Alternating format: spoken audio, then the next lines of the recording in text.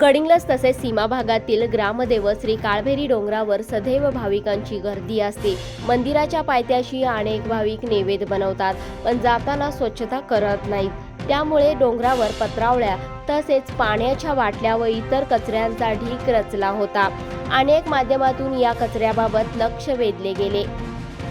आज सकाळी प्रांताधिकारी एकनाथ काळभांडे, तहसीलदार ऋषिकेश शेळके, महसूल विभाग, सर्कल अधिकारी, तलाठी, ग्रामसेवक, कार्यालयीन कर्मचारी, महिला अधिकारी, आजीबाजी सैनिक, तालुका वेलफेअर असोसिएशन संचलित जय जवान जय किसान फाउंडेशन गडिंग्लज आणि वैभव पाटील सामाजिक कार्यकर्ते व त्यांच्या टीमच्या वतीने काळभैरी मंदिर डोंगर आणि परिसर स्वच्छ करण्यात आला।